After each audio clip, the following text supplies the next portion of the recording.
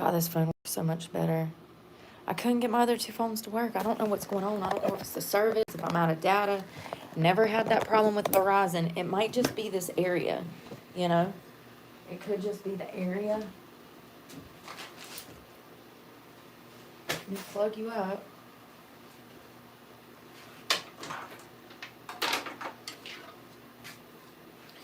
So you don't die on me.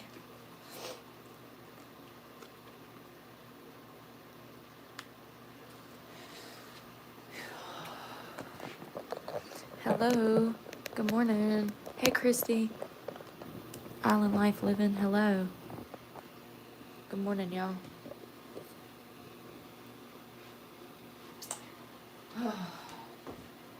So I need to do some self-care and preparation. Going back out to the streets. I gotta pull all this stuff out of here and put it in storage today. I've also got 2 appointments this afternoon. I've got a lot of stuff going on. So I just want to prepare to the best of my ability. I'm not going to have any of these hygiene items once I go back out to the streets. I will have no way to have it. The only reason I had it before was because I had it stored here. So anything that you've seen me with, I won't have any longer. A pair of tennis shoes and whatever can fit in that book bag. That's it. We've never had to raw dog it like this before, so this is all going to be new. If we die, we die.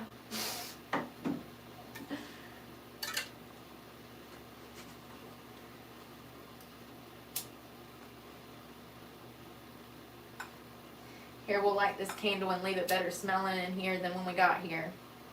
Because that's what I do everywhere I go.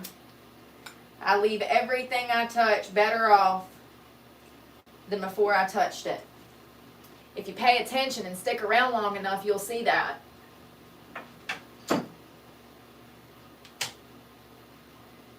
It's also one of the reasons that people are trying to destroy me.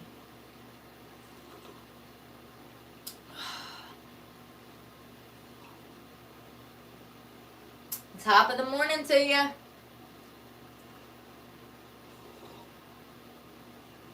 So I got up at 4 o'clock. I didn't go to bed till 1 a.m. So I got like 3 hours of sleep because I was notified right before I went to bed that, or we made an agreement, you know, for me to go ahead and go. So, yeah. Right before bed. When I've only had 1 night's rest in 2.5 years. Ain't that great? I mean, literally 1 night's rest in 2.5 years.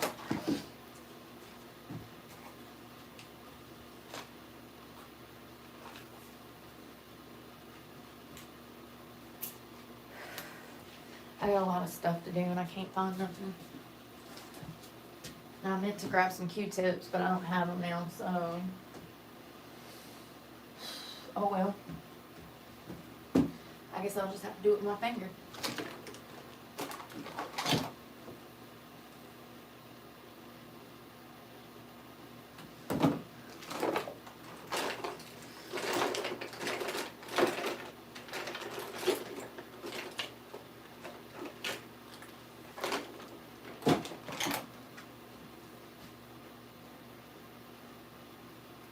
I haven't plucked my eyebrows in like 9 months, 10 months. I don't even know. I usually don't touch them. But I got this one crazy hair. That's it. That's it. Nair. For my nose.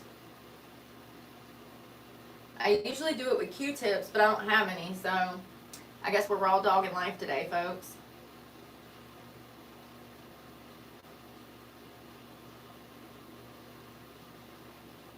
I use Nair because, I don't know, it just seems like the most convenient thing other than wax. I'm not waxing that. I don't have like hair that you can see. I just have hair that you can feel. I got blonde hair. It's not like you can see them. It's just that they personally aggravate the hell out of me. They tickle my nose and then people are like, she's on drugs. No, you dumbass. I took human growth hormone for 6 months, 6 weeks, and now my nose hairs are long. Shut up. Lord Louise. Can you please let them know, please?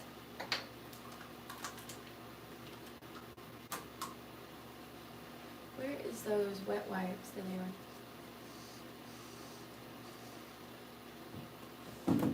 I feel like a rhinoceros with stuff up my nose. Oh God. Let's see here.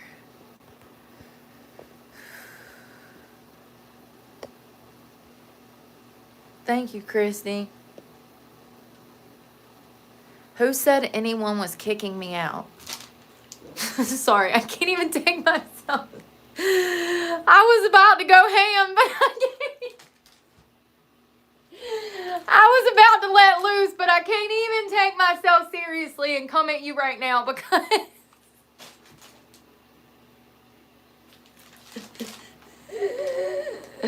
God, it looks like I have a problem. God, I look like I was on the back of that scooter on Dumb and Dumber.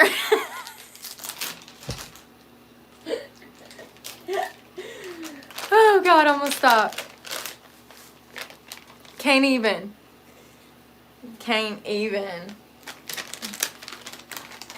Ugh. Sanitizing wipes. Where's my coffee?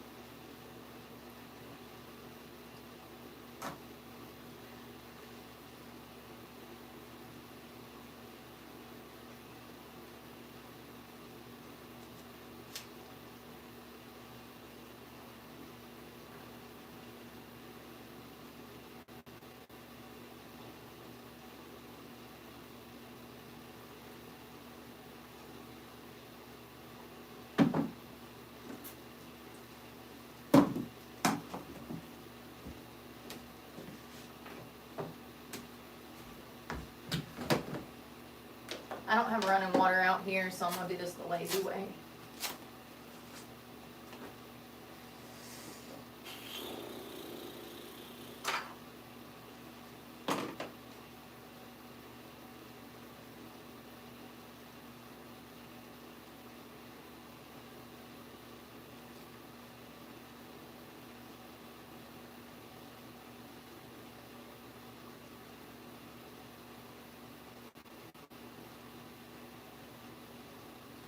It looks like I'm snotting down my face, don't it?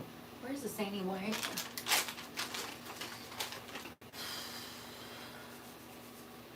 Damn, y'all. So I'm pretty sure this is a what they call a green split. It's pretty much a bone fracture. It's still swollen. It's not healed. It's gonna need about another 3 to 6 weeks.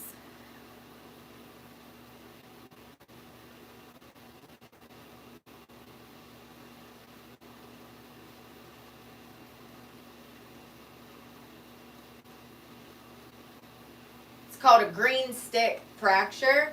It's a type of bone fracture that occurs when the bone bends and breaks incompletely. It's common seen in children, blah, blah, blah, blah, but you can get it from sports injuries, falls, and moto vehicle accidents. So it's like a crack. Here, let me show you. Typically would see it in the arm, but that's because they go down on their arm. I'm thinking that that it's right here. It's not in the middle of my arm. It's like a fracture in the bone. Like it doesn't break it all the way through. It just fractures the bone a little bit. Like it half-ass breaks it. It tears a hole in the bone.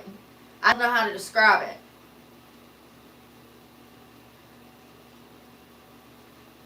Green stick fracture. So you'll see right here. It's like a little fracture in the bone. I'm like 60% sure that's what happened to my hand. It's still, I'm so sorry. That is Nair. My hand is still swollen. So this one right here, you can see the size difference. So right there is where I went down. That's where I made impact with the concrete. And I'm pretty sure that's what happened because it's been over 6 weeks, homie. And it still ain't healed. Probably should have went to the hospital, but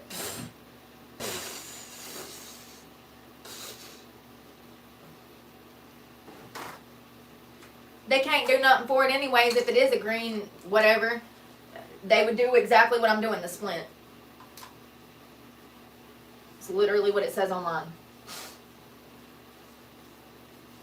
So I'd go for nothing just to get an x-ray, rack up a $3,000 hospital bill for a machine that they've had for 50 years that half-ass works. Absolutely not. It has gotten better since I've taken care of it. I've been doing physical therapy with it. I sleep with that brace on to relieve the swelling. I try to keep it above my heart. You know, certain things I've been doing to make it heal.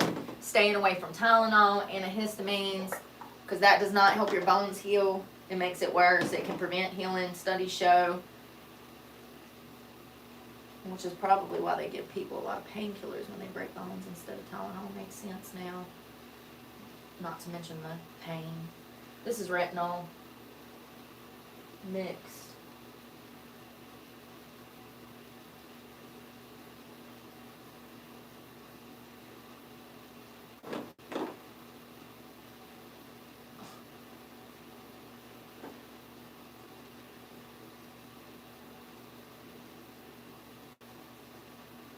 I feel a hair.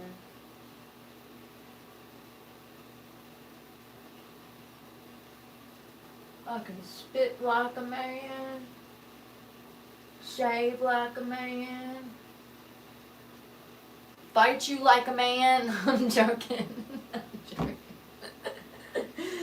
Ah! I'm joking. You know I gotta play into it since they tell you that I'm just this horrible, violent offender. You know I gotta play into it. It's part of my job now. Even though it's been over a decade since I bitch slapped anybody, I gotta play into it. Probably not good for new followers because they probably take me like for realsies, but I can assure you if I was gonna drop kick somebody, I would have been done it. Look at everything I've lost. If there was gonna be a time, it would have done happened.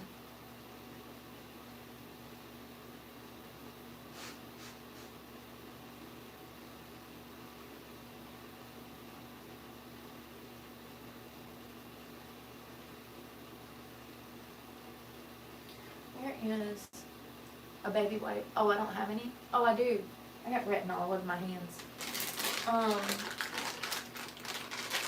Where's my baby wipes? My nose is gonna burn. I can feel it coming on. I feel it burning. I feel it burning. Not really, but it will if I don't hurry up. Come on, man. I gotta pack this bag.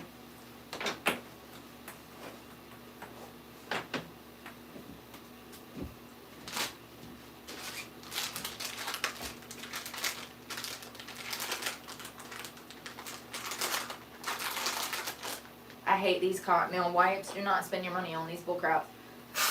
You want the ones from the Dollar Tree. Fisher Price. Best baby wipes you'll ever find. Tried and true. Usually I splash water up my nose, but I'm not going to do that on live. Because I think that blowing my nose on live is bad enough. And digging in my nose. But hey, now you know how to not wax your nose. But Nair it. And this is face cream. So this has sweet almond oil, and it also reduces hair growth. Dermatologist tested for the face, honey. I don't know if you're supposed to stick it up your nose, but hell, I'm fine. Nair is not the reason that I am half brain dead, so shut up. I just shoved that up there 5 minutes ago. I've been Riley retarded half my life, okay? It's not from the Nair. I gotta get this stuff out of here. All I can smell is boiled eggs. It smells like boiled eggs. Hey, we got some squeaky nostrils today. Damn, them things are spick and span. I can breathe now.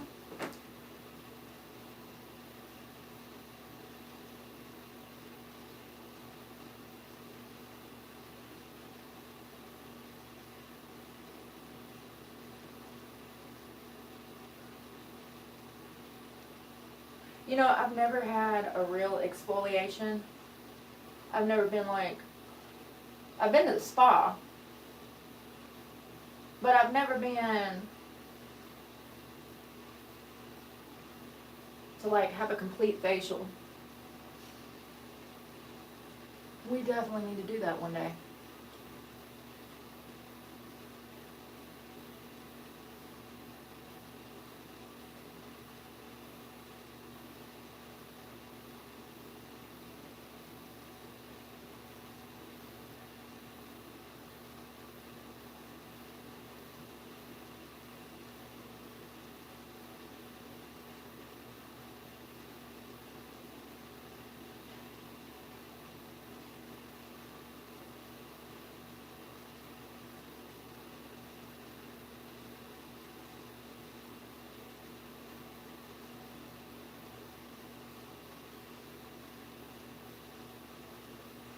That's trash.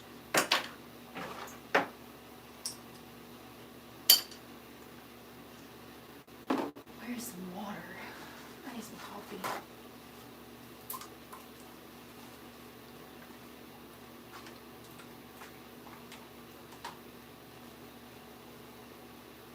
Get my hair out of my face a little bit.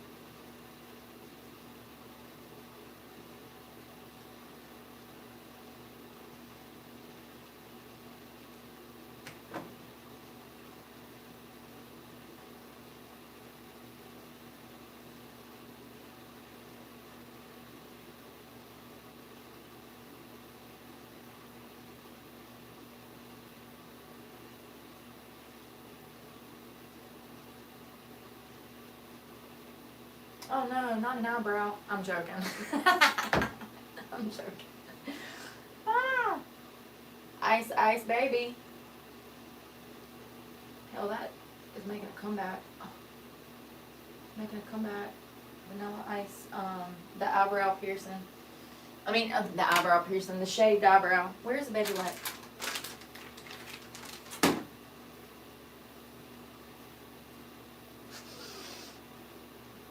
The egg smell is disappearing, thank God.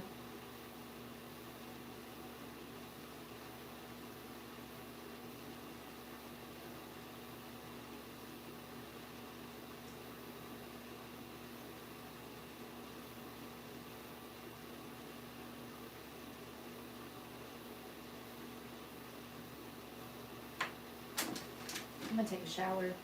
I still haven't did that. Well, because I'm gonna style my hair and I got like a specific way I need to do things at a specific time. I was gonna go shower and then I was like, well then I'll have to curl my hair right now and I don't feel like doing that or blow dry it.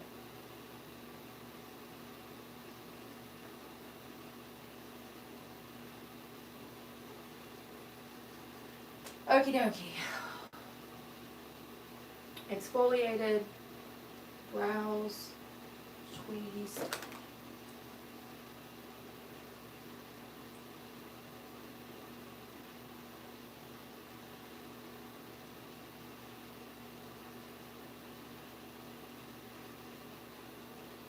I'm just cleaning up the bottom. Ow, that hurts. It's been a while. Oh my God. I forgot.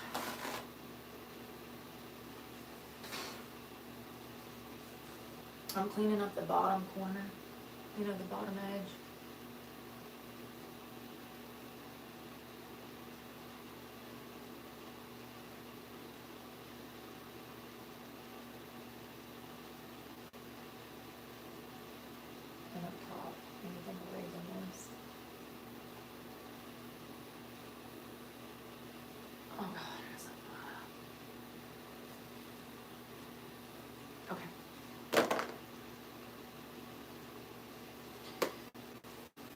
What is going on?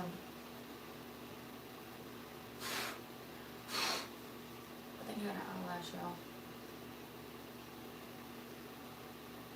Alright.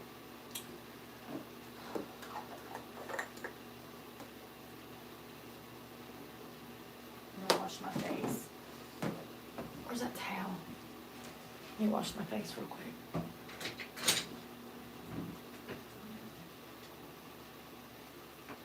Oh, that's freezing. Ice bath for face. Unintentional.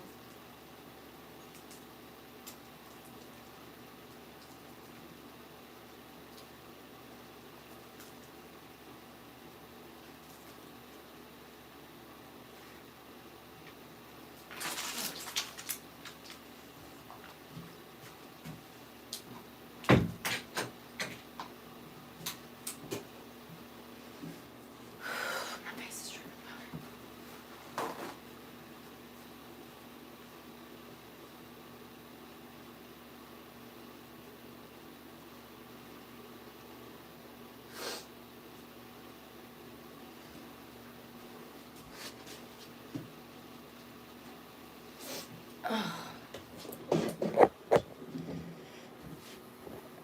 Damn, it does smell like Nair in here now. Really bad.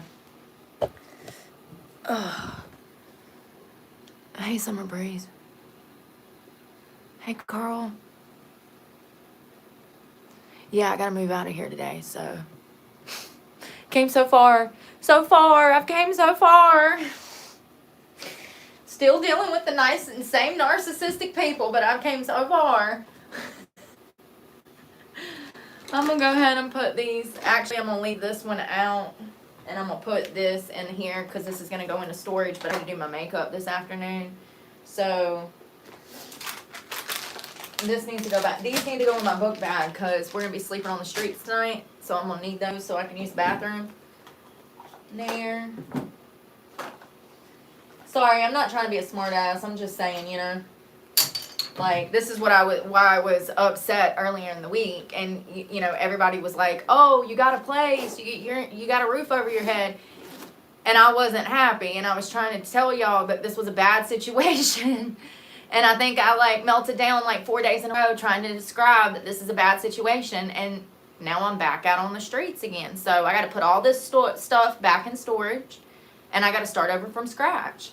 This is the way that it's been since I was a child. And a matter of fact, when I was a kid, I would move placements anywhere from every 6 weeks to every year.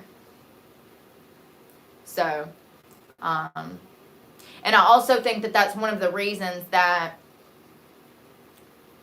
victims are easily trauma bonded in with abusers, you know, because if you grow up with instability in your life, that's going to feel normal to you. You're going to think that everybody's life is like that because that's the only life you've ever known. And so it's only been through finding recovery over half a decade ago that I realized that not everybody goes through traumatic events every 6 months, year, few years. Okay, that's not normal. That's toxic. That's behavioral problems. That's a lack of intelligence. That's a lack of morals and values. So, you know, I just didn't know. Well, 5 years ago, I found out, and I changed myself and my life to try to gain stability and the economy and other people. This is where I'm at now. You know, I've lost everything, my truck, school, everything, you know, and none of it's been my fault. Not a single thing that I did contributed to this. And it's crazy. You know, it really is. I've personally never seen anyone try as hard as I do and fail so much. I mean, look at the beginning of this channel. From trash cleanups to Talk It To, everything I've been through. You know, when I started this channel, I was not homeless. No. Me starting this channel led to me being homeless. Sure did. So, you know, not only that, but losing my job. Losing my truck. Any money I've ever made from YouTube went back into the court system to either A, defend myself, or B, make bail for felonious charges that I had to fight to get dismissed. So, what am I supposed to take accountability for when all I've done is try? I quit heroin, quit drinking, got my shit together, become hyper-focused on building a career for myself, worked multiple jobs at the same time. All of this is recorded.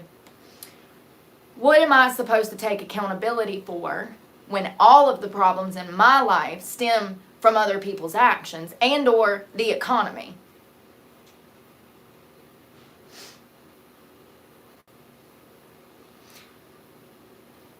I'm confused.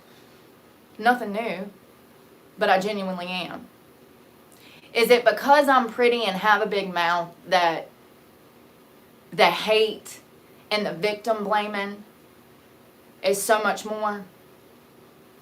If I was a quiet victim, do you think I'd have as many problems? Because I don't. But that's also why victims don't come forward. Because look at how I've been treated.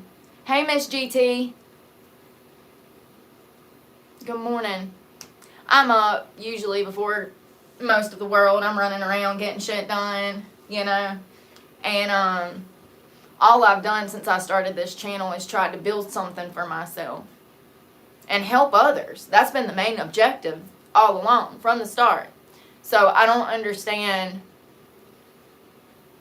after losing everything because of the internet, not you personally, unless you're the one that called my job and had me fired or called the police and lied or whatever.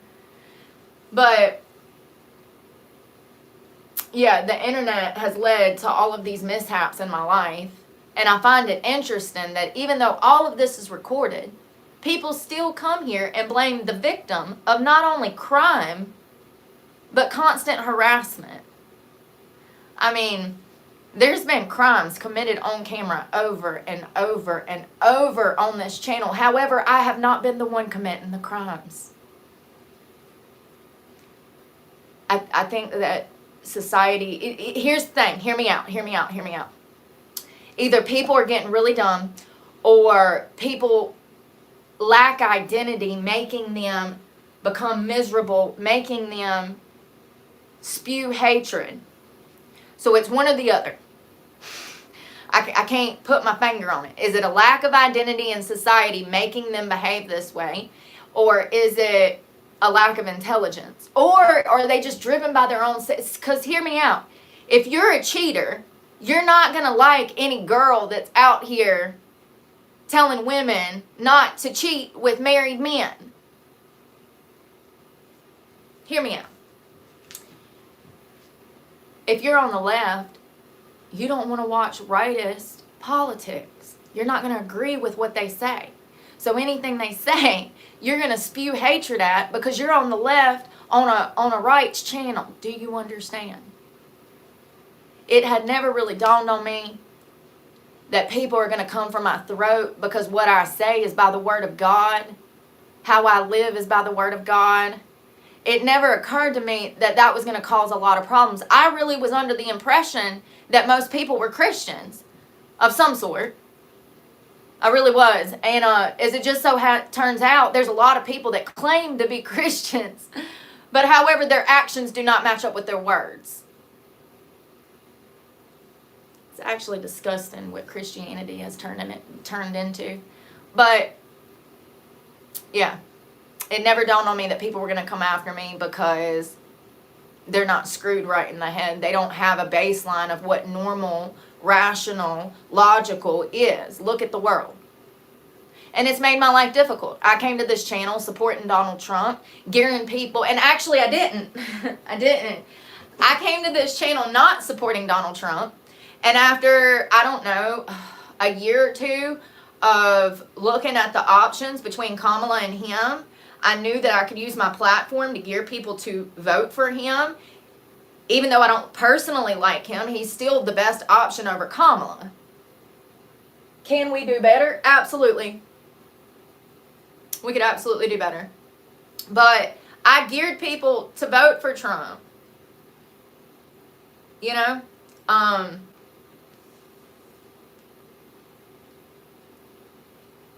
And once again, he was the best candidate. Yeah, I think that it's definitely put a target on my back, and I think that it has for longer than I expected. When they sent me that email from Planet Fitness informing me that they were aware that this was intentional, that these two girls at Planet Fitness knew that I had a YouTube channel, thank you so much to the person that sent me that. It just goes to show that Colin Law, that whole incident was a setup.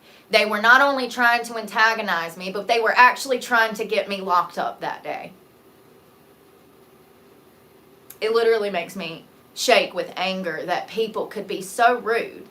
They see a homeless woman who is so depressed, she can't even pull herself out of her car bed for months in the freezing cold, starving with no income. This is when I first moved into my car. It was depressing, and I am so grateful that I filmed all of that. That's what society did to me. They were trying to kill me. Y'all don't understand the evils of this world like I do, and unless you've been fucking homeless, you can't. You cannot conceptualize what we have been through dealing with y'all out here. Not all of y'all, but more often than not, in my experience, when someone finds out that you are either A, living out of a car, or B, straight up homeless, they treat you like shit from the start. More often than not, everyone you come in contact with treats you like crap. So those women at Planet Fitness, unbeknownst to me, knew that I had a YouTube channel. Yeah, so they knew, and I didn't know that. I really didn't. And as you can see in the video, I'm smiling. I'm really just taken aback. I'm like, what is this crazy bitch talking about? It's crazy. The whole situation is one of the main things that led to me losing my truck, amongst 2 or 3 other things. All of these incidents that other people have done to me, I want to stop saying that. I do. Let me be fucking for real. Us victims out here, we don't want to act like victims, and I don't. I only speak on these things to set the story straight. I only speak on these things because they happen to me, and they're impacting my life to a point that I have no stability and I might not survive. People have stolen my money. People have stolen my future, my land, my home. If that was you, I can assure you that you would be in a state mental ward right now. You wouldn't have held it together like I have. Think about it. Think about it. Your home, everything you got in savings, your land. And then you lose all of that. You're pushed out into homelessness. You realize that you have no future now, not financially, maybe not ever, because you can't afford food. You lose 80 pounds in a year from starvation, stress working out, and then you go to jail for crimes you didn't commit. They finally find out you didn't commit the crimes. They're like, oh, we'll dismiss it and wipe it off your record. But by then, the damage is done. You've had to spend thousands of dollars in bond that you didn't have because you were already homeless. That forced you back in towards an abuser that you didn't want to have to deal with. Just like, me losing my truck. And everybody in this town stalking and harassing me and trying to ban me from businesses so I can't eat pushes me right back next to an abuser. This is what's been going on for 20 years. I'm trying to explain to people how society, the police, and traffickers work together. And, I really don't think that they intentionally work together. I think that it's a lack of ignorance or it's a lot of ignorance, a lack of intelligence, and understanding. It's so crazy because most of these people in this town call themselves Christians, but how many Christians have you seen treat me kind?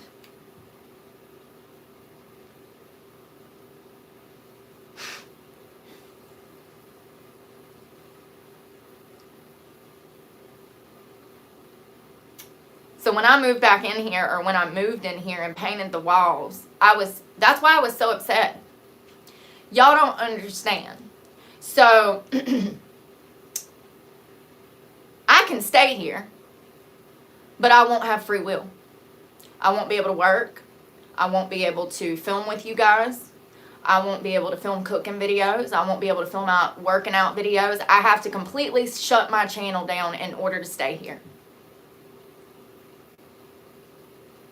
Oh, and I, probably need to be affectionate in some manner.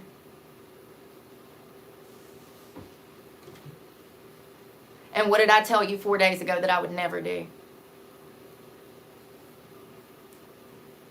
And when have you ever known me to fucking comply anyways? Especially when it's wrong.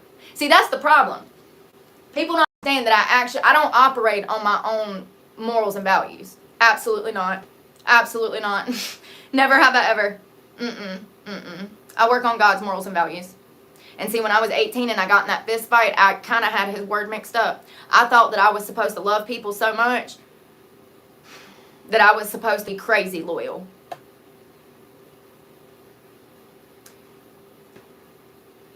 Yeah.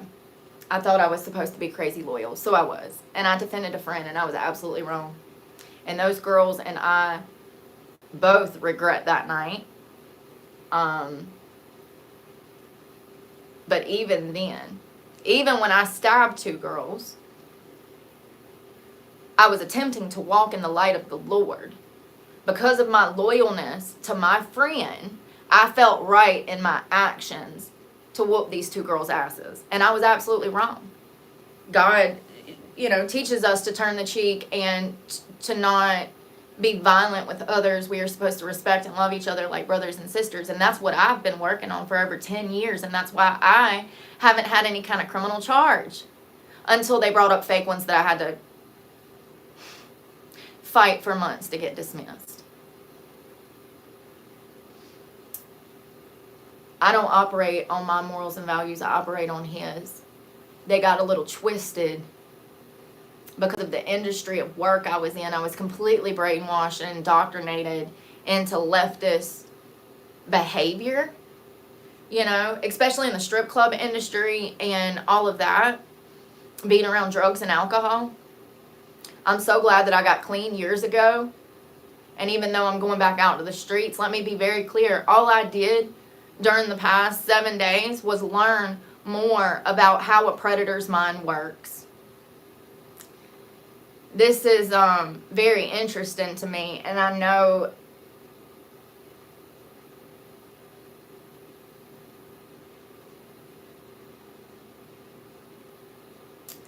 a huge way that we could change sex crimes going further, and that would be to continue to learn about people like this. Really sit down and have conversations with these people, do statistical studies on these people, analyze them for long periods of time, and get to know them on a personal level. These types of predators are walking among us, and they spend their whole lives from teenage years till they die with the intention of just obtaining sex. And now with pornography being what it is, it's going to get even worse than it already has. And added bonus, dating apps have taught people to be soulless and to just seek out sex and nothing more. So that's going to take away empathy and compassion, which is going to add a whole new narcissistic level to everybody. And we're already there. We're already there because of technology. I'm not even kidding when I say that I genuinely wonder if they're currently doing that. Do they take inmates from state prison who have a long history of being a predator in the community against women and or children? Do they study them psychologically? Do they they used to do it in the 70s and 80s. Look at all of the footage we have from Richard Ramirez, Ted Bundy, Jeffrey Dahmer. We have sat down interviews with all of them. Where are the sat down what happened? When's the last time you seen an interview with a killer asking them about their childhood, their alcoholic father, or their emotionally detached mother? Seriously. Maybe it's because I don't have cable TV. Maybe it's because I don't have satellite or whatever. I don't know. But, seriously, riddle me this. It's been a while since I've seen, You know, did they ever do any kind of set down interviews with Robert or what was his name, D'Angelo, the Golden State Killer? I don't know, but you get what I'm saying. I hope that somewhere in some hospital there is someone that is dedicated to the studying of these types of predators' minds, because it goes so much deeper than what understanding we have now. There's so much more to these people and the way that they operate. They're very methodical in planning how they obtain power and control. And it's a behavioral pattern that you can pick up on. Not when you're living through the trauma, but if you get out of the trauma, have over 18 months away from the abuser, and then come back.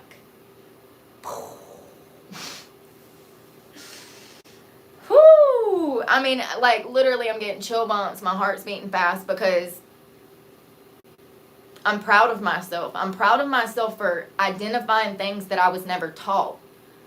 I'm proud of myself for learning about things that people don't care to talk about. I'm proud of myself for learning about things that people want to ignore.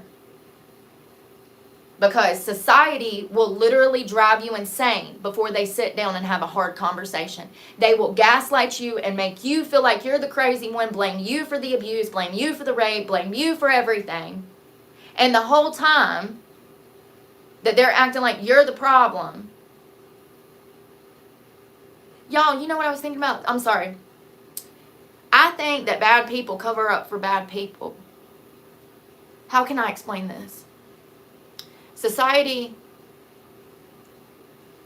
first of all, something I've noticed, if anybody has money, whoever has money, society is going to have their side. There's something about somebody having money, and like even poor people, they will support someone who has money even when they're poor, even though they know that that rich person is a horrible person. There's something about people having money and land and homes that makes society just shut up and automatically have respect for this person that has money. I've noticed that.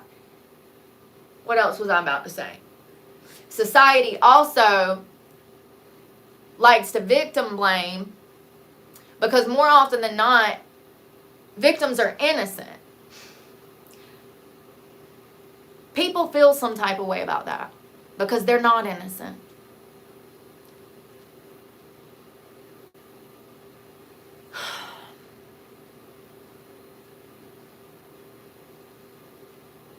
They also link up and become like best friends. So let me just hypothetically here, especially in a small town. So let's say you got Bob and Tom that work over at Advanced Auto. Well, both of them are married, and there's the Hardys right there.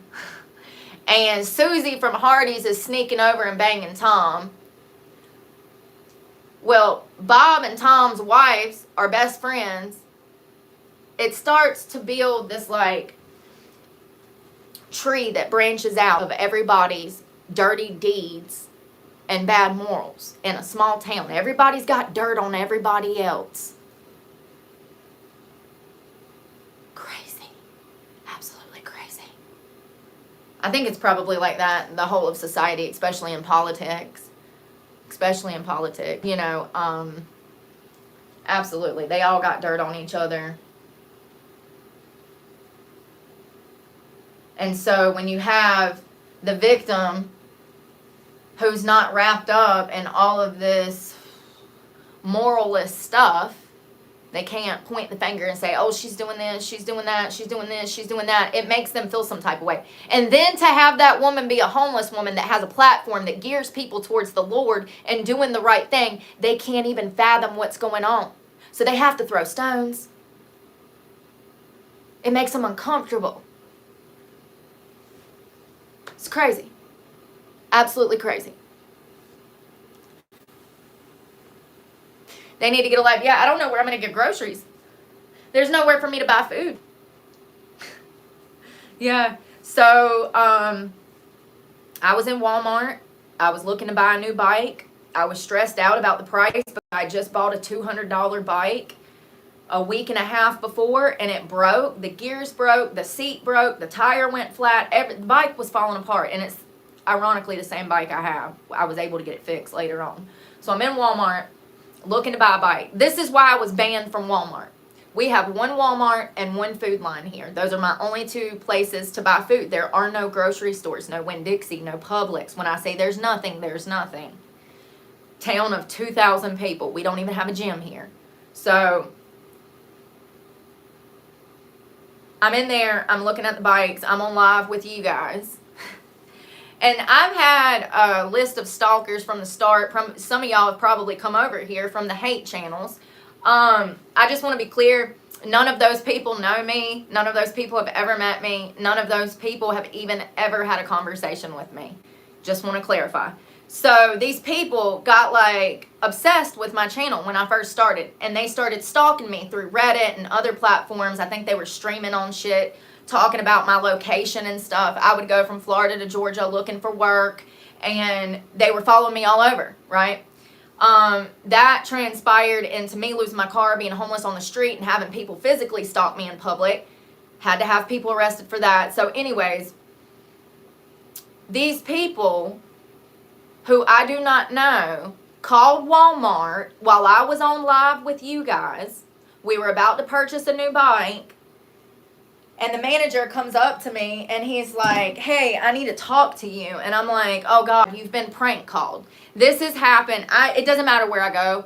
People from the internet call and they prank call a store. They'll be like, oh yeah, she's got a bomb. She's doing drugs. She's soliciting this and that, blah, blah, blah. None of it's true. I've recorded all of this. So it's just crazy that I have to go through this stuff because this is my source of income. This is what I want to do for a living, help people through exposing myself. I don't know too many people that would come out and I get no credit. None. So anyways, manager in my face. He's like, hey, can you stop recording? I said, sir, they can't hear you. There's a video of this because I was on live with you guys and I have a right to record myself. And matter of fact, Walmart has hundreds of cameras in there, dozens. I'm being recorded right now. I wasn't even recording him. I was recording myself and I also had the sound off. And I said, you've been prank called. I said, did someone call you? He said, yeah, someone called and said you were asking customers for money, soliciting. It's crazy because you guys were on the phone with me the whole time. And y'all know it's, you know. So, anyways, he asked me to stop filming myself. I said I didn't want to. I don't remember what else transpired, but I was offended by the fact that he was re-victimizing me. If somebody called and said that I was pestering customers, you would think that a Walmart manager would have handled that situation differently, especially since he knew that I was homeless, A, and B, I used that Walmart every day. I went into that Walmart 2 or 3 times a day to not only use the bathroom, but buy my immediate food that I needed. I could buy apples, I could buy bananas, I could get a yogurt, I could get a protein. That's how I was surviving on the streets, was from that Walmart, and he knew that. So the fact that he twisted that scenario around, asked me to stop filming, and even after I stated, you're not being recorded, nor can they hear you, he still had a problem with me recording myself. So I left, and I've never been back. And I'll never go back. Why? Great question. Well, where do I start? So I used to sleep in that parking lot and I was harassed every single night that I ever slept in that parking lot. I've been gang stalked from the beginning. I would pull up, put my window covers up, and then before I know it, there would be 3 or 4 trucks surrounding my vehicles, doing spin outs, beating on my car, shaking my car, slamming their car doors, and this would go on for hours. All of this is recorded. You know, it's a genuine miracle that I've got thick ass fucking skin and I like to fight. Because otherwise, I should be in a state mental hospital on like mental health drugs from what society has tried to do to me. All of this is recorded. You know what I regret the most? Not picking up a camera sooner. That's my biggest regret in life. And I tried to do that in 2014 when I had my daughter, but, you know, life.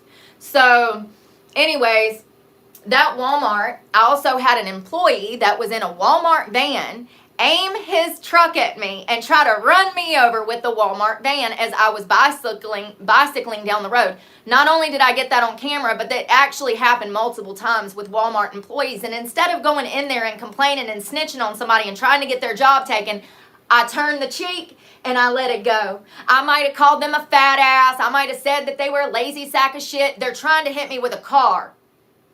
Grow up. What's worse, an attempted murder or calling somebody a fat, lazy sack of shit and addressing the fact that they hate themselves and that's why they're trying to run me over? People really need to get it together out here. Damn, I'm on a roll this morning. And instead of being petty, after one or multiple of their employees, I couldn't see the last few times this happened. I have reason to believe it was the same guy. But anyways, instead of being petty and going in there, that's not really petty. He tried to run me over with a car. I have it on camera. If I really wanted to go above that Walmart and send that to corporate and explain the situation, I'm pretty sure he would have been fired. But I don't play those games. I never have. I would never intentionally try to get somebody fired. And even when they put my life in danger and spit on me, no. Even when they put my life in danger and spit on me, I don't take it to that level. I let it go. That's what sets me apart from society. And then society will be like, oh, she's angry, she'll fight you. Absolutely. You know what I won't do? Play with your fucking emotions, manipulate you, con you into something, groom you into believing something that's some bullshit, lead you in the wrong direction, tell you to not appreciate yourself. I'm always going to lift you up. That's the problem, though. That's why I'm the target. You know, ain't it crazy that I got all these people obsessing over me? And then I got like a whole nother group trying to kill me. And then I have a whole nother subgroup that is trying to kill me and obsessed with me at the same time. It's craziness. So Walmart was absolute hell. And instead of being petty and starting problems and like, I just walked out of there and never went back. Because I know that most people that work there have problems. You know, there have been few good people. There's a few good guys that works in the auto mechanic shop over there at Walmart. And matter of fact, I've never had a problem with any of those guys over there at the auto mechanic shop. There's a few older ones that is super accommodating, super nice. They work their ass off. They never treated me funny. And really, that, in my opinion, that's probably the best department in the whole building. They're minding their business. It's a bunch of men in a garage changing tire and oil. And I never had a problem over there. So I just want to mention that. From now on, when people treat me like they're supposed to treat me because of the way that I'm treating them, and I always come with respect, then I want to give props to that. But the rest of that damn place, them people ain't right. So let's move on to Food Line. What happened at Food Line? Why can't I buy groceries at Food Line? Well, let me give you the backstory because I think it's important you know the backstory. So there's a neighbor that lives across the street over here, and she has 2 children, and her boyfriend does auto body farm work for, yeah. So I used to give her clothes and stuff for years. For years. Every time I clean out my closet, I'd be like, I'm going to take these over to so-and-so, okay? Notice I'm not saying her name. Yeah, I give more respect to people than they have ever fucking given to me. She sits around on the internet talking shit about me all day. I don't really give a fuck. I think it's cute. So, never bite the hand that feeds you. We'll come back to that. So for years, I would clean out my closet, and I would send her just bag after bag after bag, because she had a daughter, and it just so turns out her daughter could wear some of my stuff. And so could she. And not only that, there's multiple women that live over there. So I'm like, here's 6 bags of stuff, here's 20 winter coats, you know. Did this for years. And, you know, probably altogether over the years, I would say probably about a dozen times. And I'm talking about carloads of shit, y'all. From household things to any and everything. I would just spring clean, and I'd be like, here, you guys want this? There's some cool shit in here, da-da-da-da-da-da. Never expecting anything. Just wanting to have a friend across the street. We never really hung out other than that, right? I would just give her stuff. There was a few times that we sat down and had a drink together, whatever, right? One time we went 4-wheeling, drank some together, whatever. So anyways, fast forward. She works over there. Ain't seen her in forever. Y'all know where I stand. Y'all know how I feel about the situation if you've been here from the beginning. It really disturbs me, the amount of people in this town in particular that have children and drink and do drugs on a daily basis. And I don't know if it's because it's in the mountains or if it's because it's a small town and there's no resources. I don't know why these things are overlooked. But that's also put a target on my back because, you know, as it just so happens, the government said that I was an unfit parent. And so I feel now that I'm entitled to decide. I can have my own opinion. Since the government made an opinion on me, I'm going to make an opinion on society. It's my life mission. Early childhood development, child rearing, CPS, the judicial system when it comes to child custody. Those are the topics we're going to cover till we die. And we're going to make huge changes. We're going to make huge changes in this country. It's disturbing to me. You ever notice how everybody else can just do their dirt, do their evil, and nobody ever points it out? And it's like bad people just get bad with bad shit all the time. But when you step out of line one time, society will never forget that one time you stepped out of line. And they'll hold you to that, and they'll hold over your head, and they'll just blame, and never let you change. It's crazy. That's how you know you're good, though. When they won't let you change. When they keep bringing up your mistakes 20 years after the fist fight. They keep saying you're a violent offender because you get on the internet and you tell people to go suck it. No, that makes me real. Saying that I'll fight your ass if you roll up and try to fight me makes me real. That makes me defensive of myself. That means I love and respect myself, and I'm going to stand on ground because that's what God would want me to do. Now, would God want me to go out here and punch somebody in the face? Absolutely not. I'm wrong for that. Matter of fact, I don't throw first punches. I have my reasons. Legals.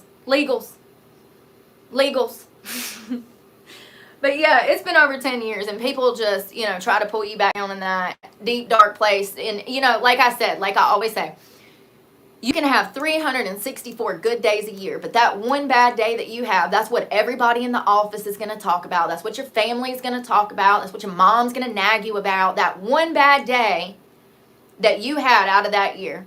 But nobody ever notices the 364 great days you had. It's crazy. Society likes to point out other people's faults and mistakes to try to bring them back down. It's like a narcissist. This is what narcissists do. That's why they do that. That's why they break you down and insult you and say all of these bad things. It's to try to bring you back down because they feel inadequate. That's what that stems from. It's deep-seated insecurity. So, yeah. Sorry, I've not been meaning to ignore the comment section. Y'all, I'm so stressed. I knew this was coming. Like, I told y'all, and that's what I meant the other day when I said, you know, people, there's going to be a lot of people willing to help you. But here's the problem with accepting people's help. When you do not behave the way that they're expecting you to behave, you're going to have major problems. And more often than not, when people are offering to help you, it's so that they feel power and control. They want to be able to go brag and say, oh, I helped this person. Or, you know, in my experience, I've never had a person help me. Other than my YouTube fam. That's it. My followers here on YouTube are the only people that's ever helped me. And I've never met any of you guys. You know, ain't that crazy? My YouTube family has helped me more than anyone else ever in my life. More often than not, when people are offering you help, it's in their benefit, not yours. They gift wrap it. Yeah. And when you don't behave the way that they want you to behave, or they don't get the expected result out of you, or you won't meet their demands or whatever, then there's problems. That's why it's important to have identity and know what you stand for, though. So that you're not conned into doing things that you're not comfortable with, or subjecting your soul, your mind, your body to things that are going to harm you. That's what I said. I said there's a reason that I came back here, like unintentionally.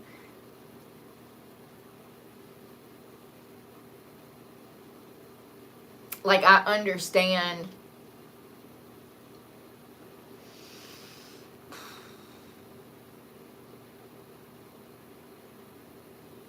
I understand. I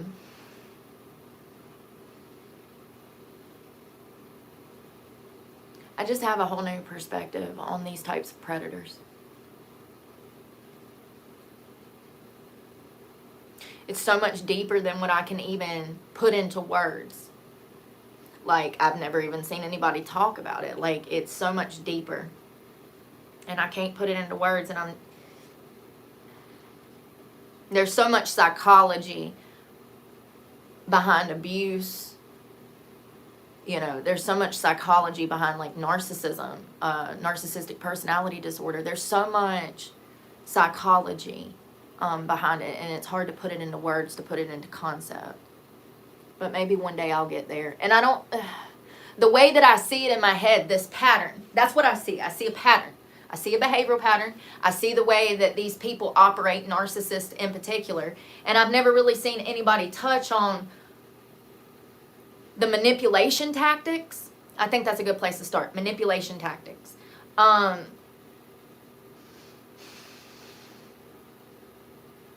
way that they coordinate their lives to accommodate their desire and lust.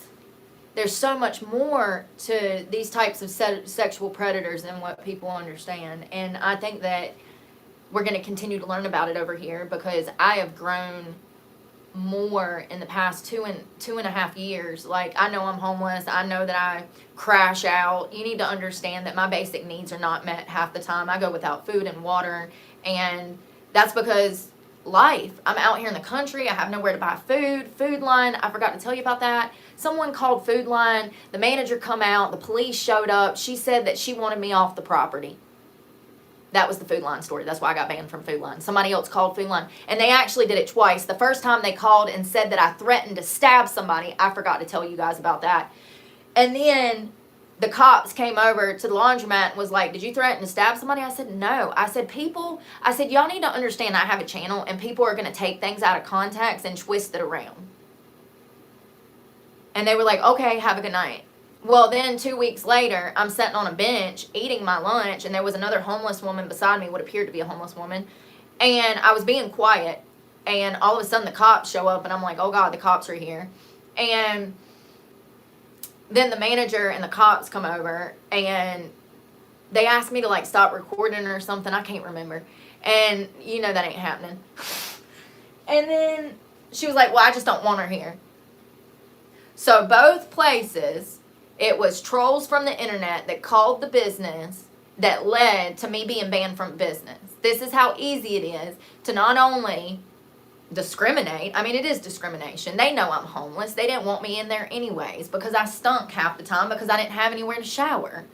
I was going to the river half the time, so I was trying to do the best that I can, but there's no resources. There's not for 90% of the country. And we're about to have millions of people in my position. So people need to seriously wake up. It's so frustrating when you can see these things and, like, you're not very smart. I am dumb. It's concerning that I am this dumb and I understand, but nobody else does. Some of y'all do. Thank you so much. Y'all give me hope. Because, like, make it make sense. The whole country is just, if we had a slogan for 2025, the slogan would be, just make it make sense.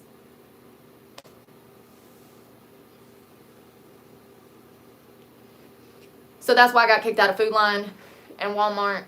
So now those are not an option. So I don't know what I'm going to do about food.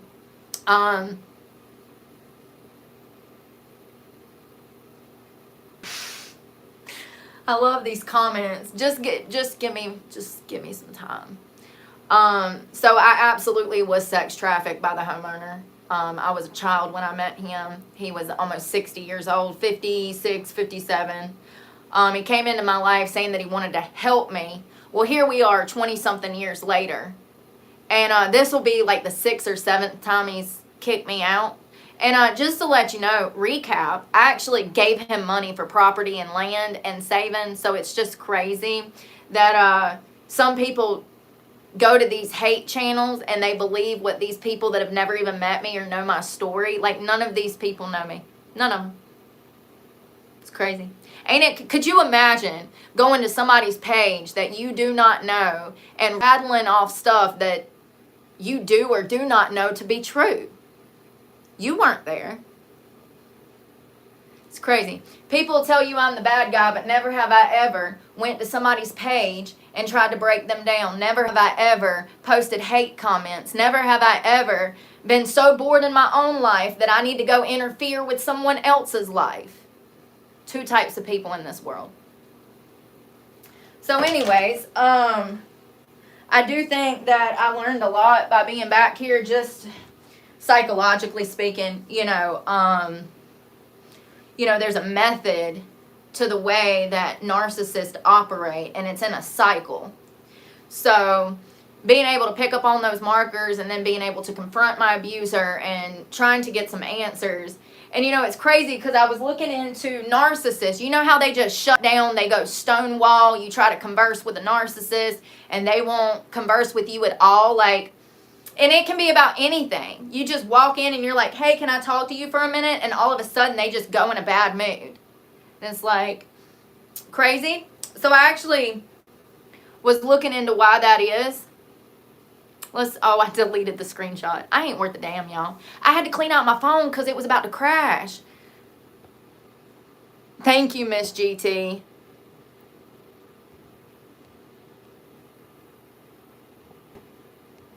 Here, let me get all these losers out of here.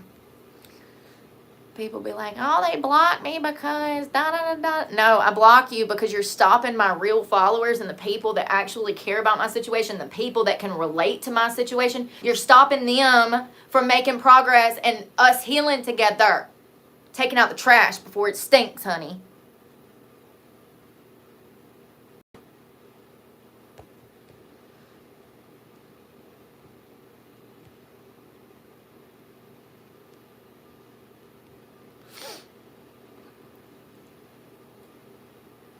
No, the reason that he doesn't want me to go live and talk is because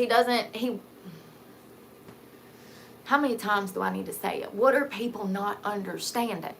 When I say narcissist, what comes to mind? I think that a lot of y'all I think that the word is overused. I do. I think that it's overused to a point that everybody thinks they've been with a narcissist. And I can assure you that that's not true. Statistically speaking, no.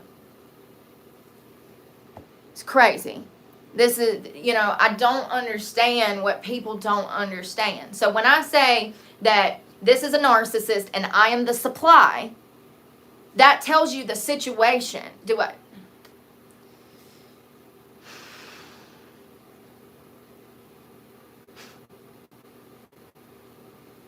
I looked up a dehumidifier. I'm glad I didn't go buy one. Willful incompetence, narcissism, stonewalling. So if you ever wondered why you would go and try to talk to somebody and they stonewall and shut down, it's called willful incompetence, and it's something that narcissists do to confuse the victim who is their supply.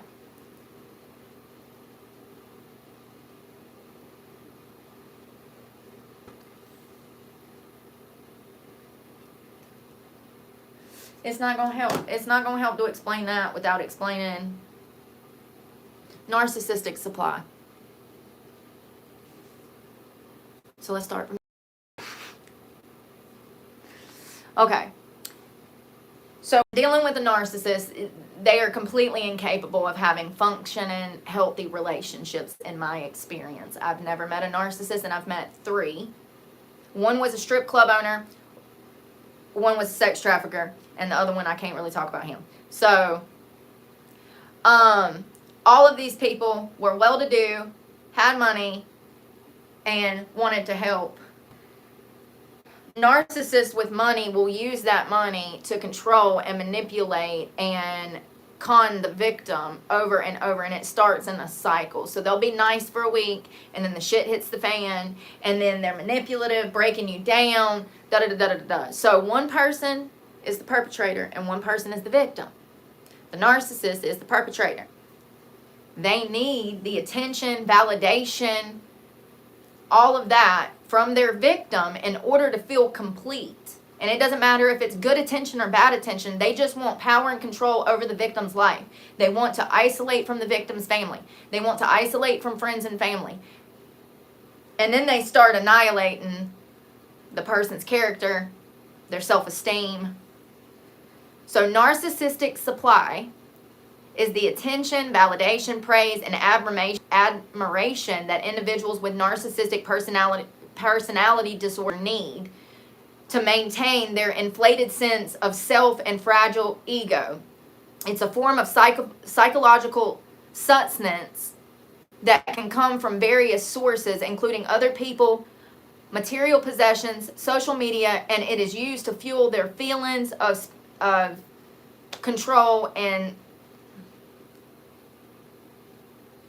seniority. I tried. So, the narcissist cannot be whole, complete, and feel happy unless they are feeding off of your energy and you. Narcissistic supply provides the emotional fuel for narcissists to require to feel affirmed, important, and powerful. Without a constant supply of external validation, a narcissist's true self cannot maintain its sense of grandeur, leading to feeling of insecurity. Grandeur?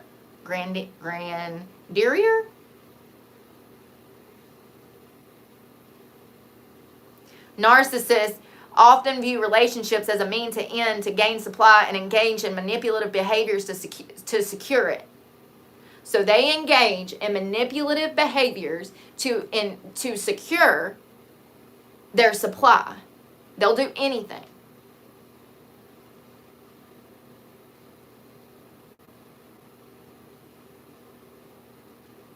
The mere act of having others focus on them, even if negative, can provide supply. And he stalks my channel. He watches everything I say. You know, it's so crazy.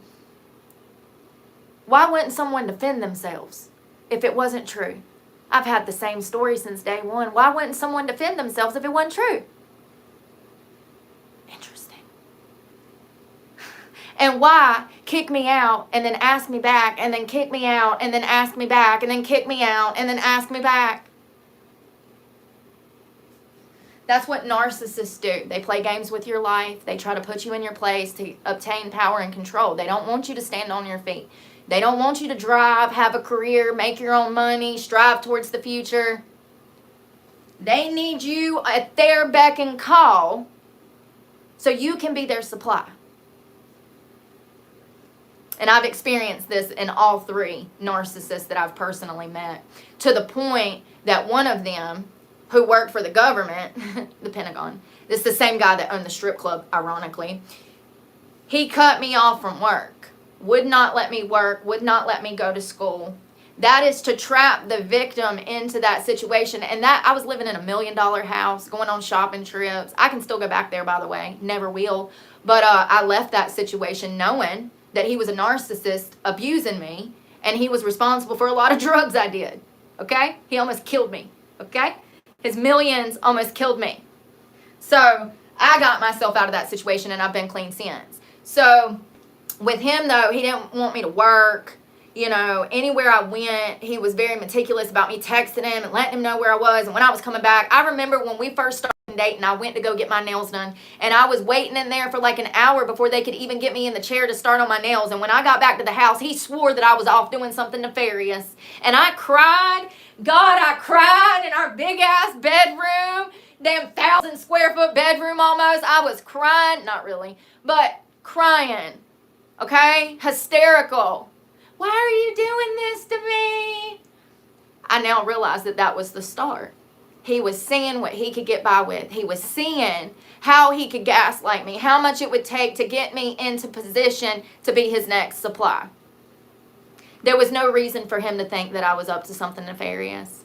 He knew I was a monogamous woman and we were together. Man, drugs, whatever. He simply just did not believe. And then I remember him looking at my set and he's like, They didn't do that at a salon. They didn't do that at a salon. That was like 1 week after I moved into that $1 million house. The abuse. I mean, you know, the signs were there, but I was young. 29, 28. I mean, it's not even been 10 years ago. You know, that was, yeah. So, I don't know. I look back now and I'm like, oh, wow, that's crazy. Absolutely crazy.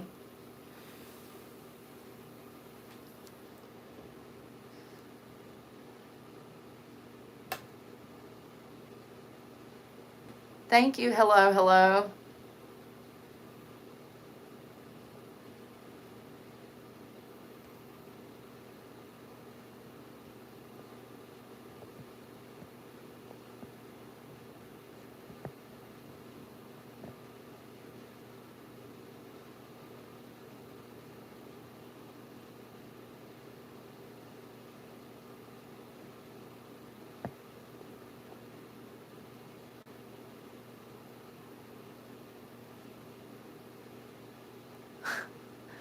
DJ, you're about the only one that's even remotely close. Yes.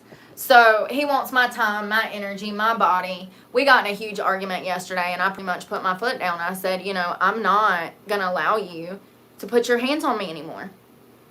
He got so mad, took off in the car, was revving the engine up in the Lowe's part. Listen, this is the first time, and I'll tell you how to do it. How do you break a narcissist? Listen to me. So we're in the car, and we were going to Lowe's for the weather strip, right? And I was going to get the rug, right? Remember? You were here the other day. Hopefully. So we get in the car, and I'm like, this is the perfect opportunity to address the elephant in the room. And I said, do you know what happened to all of the women that used to sell their bodies for you? Do you know where those women are? Do you know that they're like all dead? They're all dead. You know, from drugs and everything else, jail, whatever. I wanted to try to come at this from a psychological point of view. I wanted questions answered. I wanted to understand how someone could claim to be a Christian but promote sex trafficking, prostitution, drug use, the funneling of money off of women who are at their lowest, money being made off their bodies. I just needed, you know, I'm trying to wrap my head around it. How do you, you know, and this is not a person that was hurting for money. This is a person that has tons of money, came into money, got land, 1,000 acre fucking land, 3 different plots, multiple houses. This is a boomer that's had it good, okay? So how do you go from working in a plant for 20, 30 years to then sex trafficking women? You know, I think that people have I don't think people even have a baseline of what sex trafficking is, because there's so many different forms, and one day I'm going to sit down and cover that with y'all. But I needed some understanding, so I wanted to confront him. So that's why I didn't get a rug. That's why I didn't get a weather strip. So I'm like, you know, do you not know that these women were on drugs? And he's like, yes, I know. They always wanted drugs more than money. You know, sometimes when people speak these things to me, it is so unbelievable. As they're saying it, I realize how dumb they are. It's very telling. You don't think that it's a problem? You think you should dig your toes in even deeper and listen, you will never, and I'm still, you know, this might be deeper than what I'm thinking. You know, I think that it's sexual narcissism. I think he's actually a narcissist, but I also think that he has sexual narcissism traits. But it goes deeper than that. The more that I find out, the more that I could get him to admit. The psychology behind it is not sexual narcissism, it's worse. I don't know what it is. To position yourself in the community as the person that takes all of these stray dogs, not my words, all these women with drug problems are just flowing in and out of this driveway, and you think that you are helping society by subjecting them. I mean, it's just crazy. I don't understand what is wrong with people. Anyways, there's been a lot of stuff that was revealed to me. Mainly,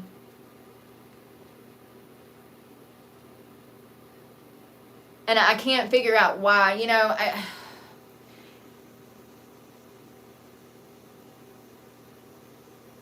I don't know. I can't figure out, like, what to call it. I can't figure out what to call it. I think it's deeper than sexual narcissism.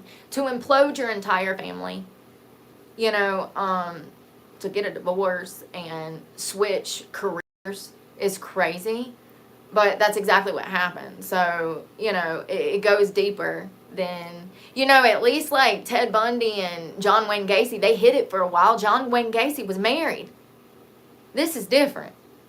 I mean, he ain't no killer, but like, it's still up there on the predator list of worst ones, because even mass murderers are able to position themselves in life where they can live a double life and hide the dirt that they do, and this person was not even able to do that. This person literally imploded their whole family to open up an escort site. Who does that? That's like some Bill Clinton shit, but even worse. You know what I mean? Like, you really got to think how much someone's desire and passion for something could drive them to implode the family. That's some strong ass lust. Do you? And like I said, even Gacy, he could act married. He could act married. Absolutely. Yes, I am. And who is that? Yes, I am talking about him. See, nobody knows what's going on. It's fine. It's fine. It's fine. One day we'll come back full circle. I'll be like, this was talking about this one. One day. Listen, Rome wasn't built in a day, and I'm actually homeless, struggling, you know. People are predators out here, and they just walk around amongst us, and let me tell you,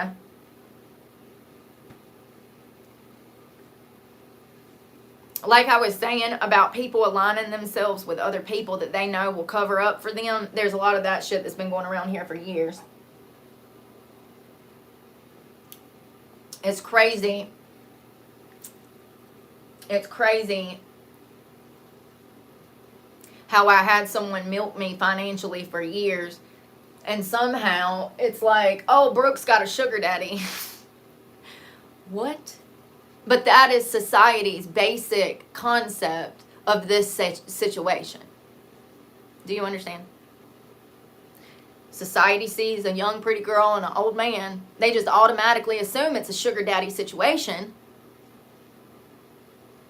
I'm starting to see my position in this world and what I need to be doing and God's mission for me. That's absolutely wrong. I can assure you that that man has taken more money from me than I have ever taken from him.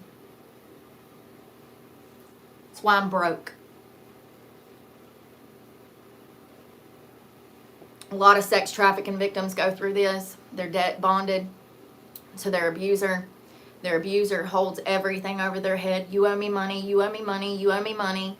They'll do things like bond the victim out of jail, buy the victim drugs, things like that, and then they'll expect payment with interest, sometimes with sex.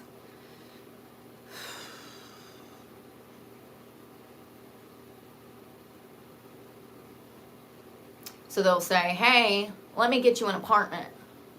And then they'll send you to work off in a strip club or to webcam on OnlyFans. And then they'll expect all that money back.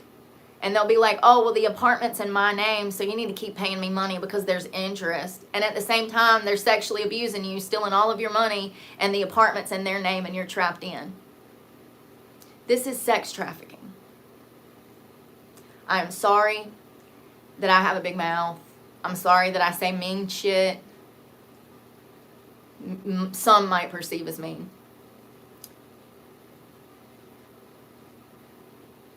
Sorry. But, yeah, it is what it is.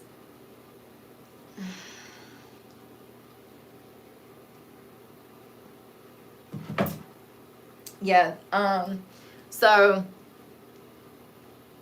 I think that, talking about the different frameworks or the different branches of sex trafficking would be a good start to educating people, because they don't know. They think that it's just some teenage girl that's lured off a line and then she's sold to some guy in Texas. I'm here to tell you that there are so many branches of sex trafficking that it would blow your mind. And they're happening right under our nose. More than ever. We have more sex trafficking, human trafficking, and slavery going on right now than ever before in the entire world.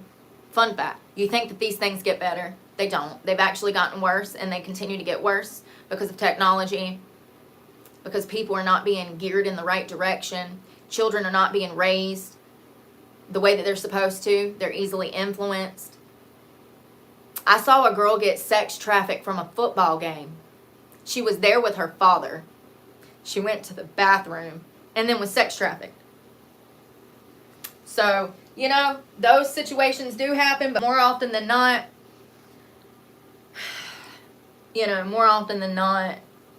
it's someone the victim knows or has been introduced to, or it's someone that's coming into their life that knows that they're down on their luck or they have a drug problem.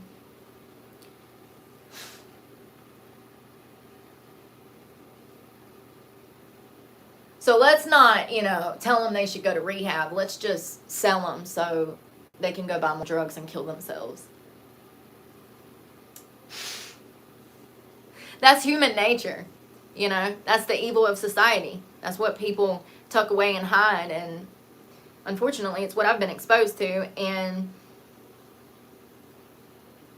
I'm honestly grateful that I've been brought to this higher level of awareness about society and the evils and the way that people treat each other and the way that things operate.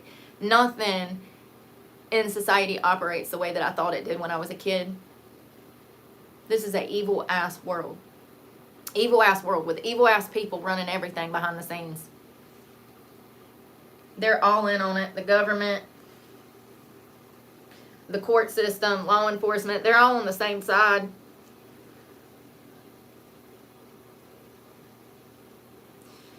It's absolutely crazy.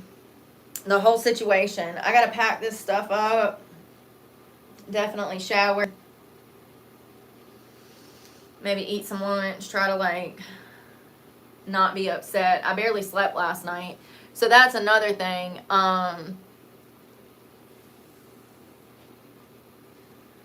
Where's Mill Spring?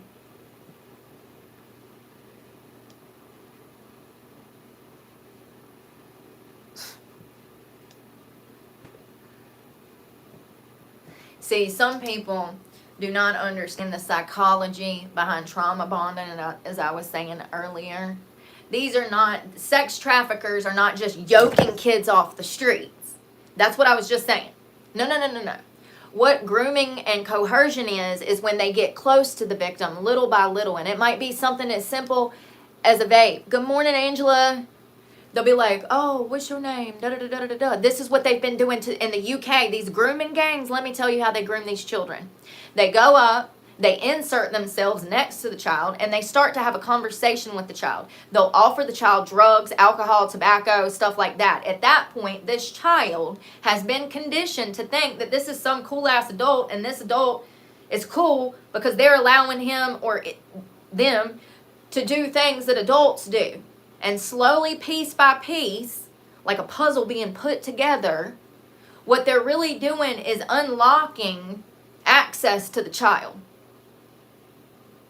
This is grooming. This is conditioning.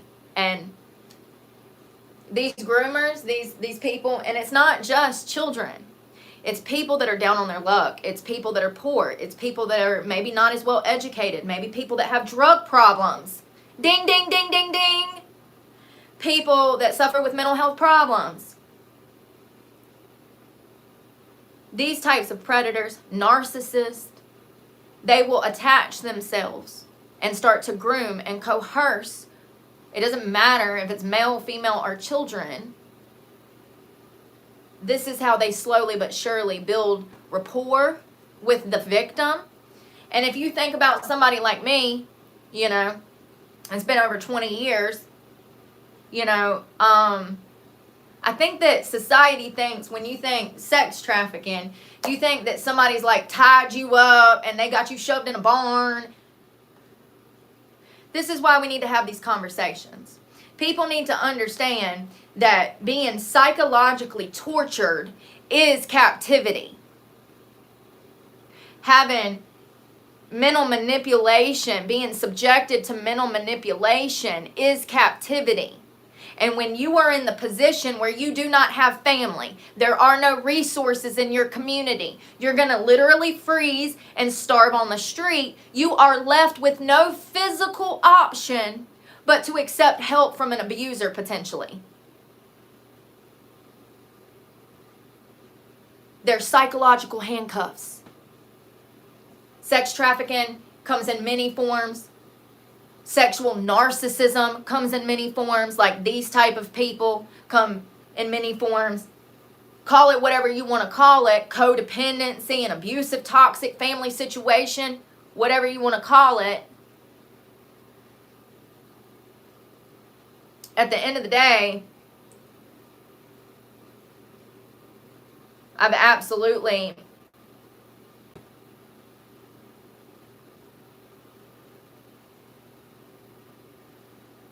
what has been taken from me is irreplaceable. My privacy, my freedom, my future, my children, the people I loved, the relationships I wanted to have.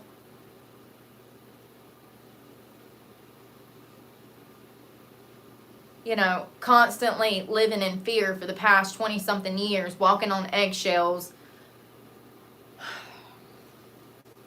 It's been absolute. It's been a jail cell. It's been a jail cell. Wanting to leave here, wanting to make enough money to take care of myself and do the right things. And every time I turn around, I'm kicked back out on the ground or kicked to the ground. And you know, it's crazy because these problems started in our relationship when I got clean. That's typical in this type of situation where the victim has had long periods of times with drugs and they have codependency there and trauma bonding. It can cause a lot of turbulence in the relationship if the victim gets clean.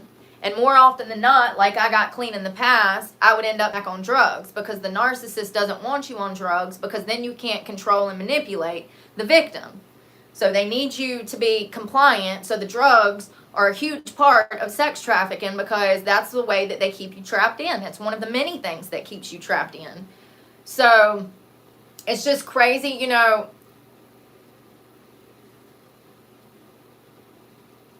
Debt bondage you know, I really hope that they're doing more studies on, like, just research on this stuff because it's so much deeper and I wish that I could put the pattern that I see in my head. I see this, like, behavioral pattern and I understand how it ties victims to the perpetrator, but I don't know how to put it into word concept.